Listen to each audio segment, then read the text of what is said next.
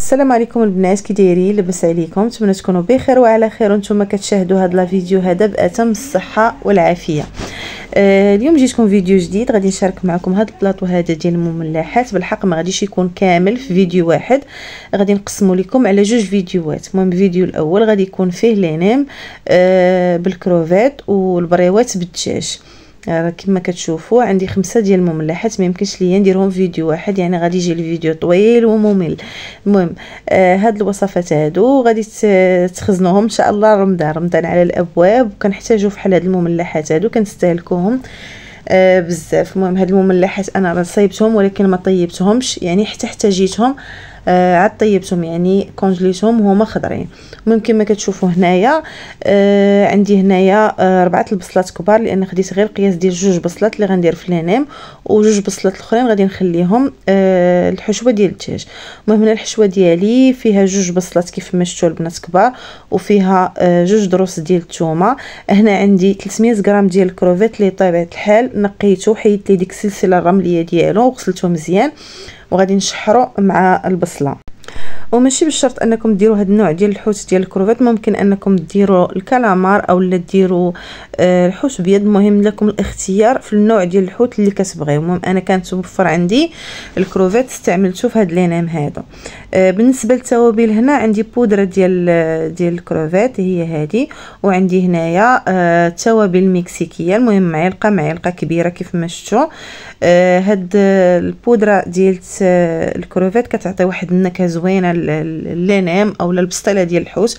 المهم انا كنستعملها كتعطي واحد المذاق زوين. كيف ما شفتوا عندي شويه ديال البزار، شويه ديال التحميره، شويه ديال الخرقوم، وشويه ديال السكينجبير، والملح بطبيعه الحال. المهم هاد الشيء كامل غادي نشحرو هكا في المقله البنات. المهم راه كما كتعرفوا الكروفيت ما كياخذش الطياب بزاف، راه دغيا كيطيب.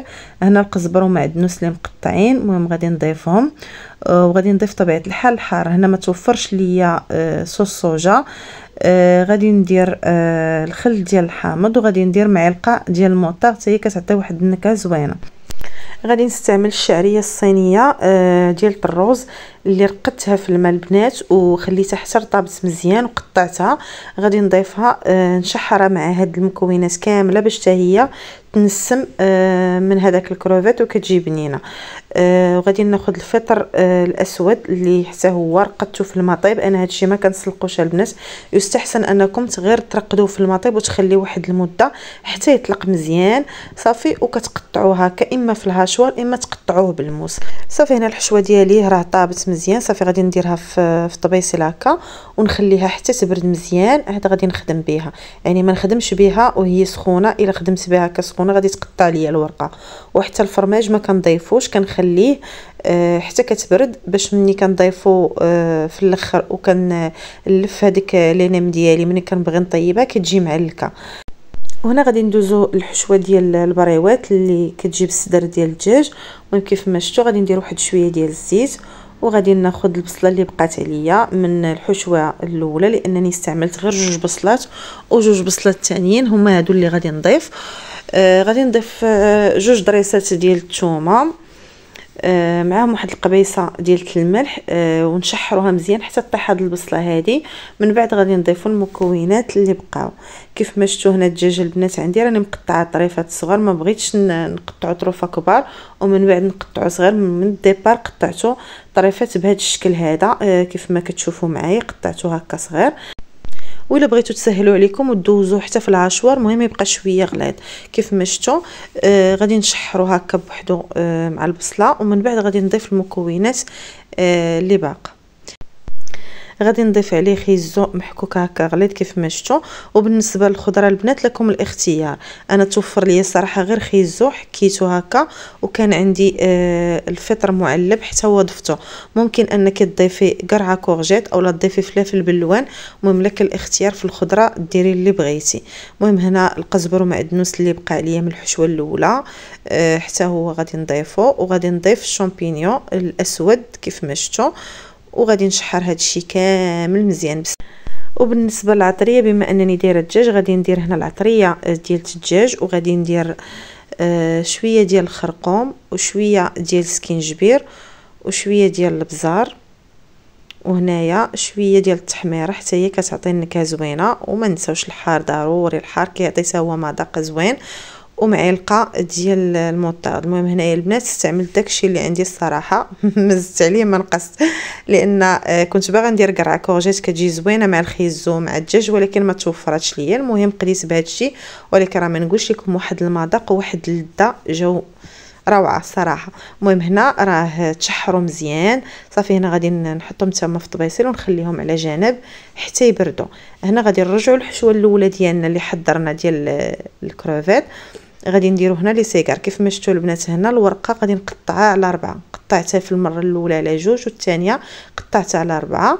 وغادي نبداو نعمرهم بهذا الشكل هذا. كيعطيو كميه وفيره وكيسهلوا الصراحه الخدمه. كيف ما شفتوا البنات الفرماج دائما انا كنضيفو حتى كتبرد الحشوه باش كيبقى بهذا الشكل هذا. يعني انا هادو راني درتهم في الكونجيلاتور مني احتاجيتهم في هذاك النهار اللي بغيت، جبتهم من الفريغو دهنتهم بشويه ديال الزيت ودخلتهم الفران.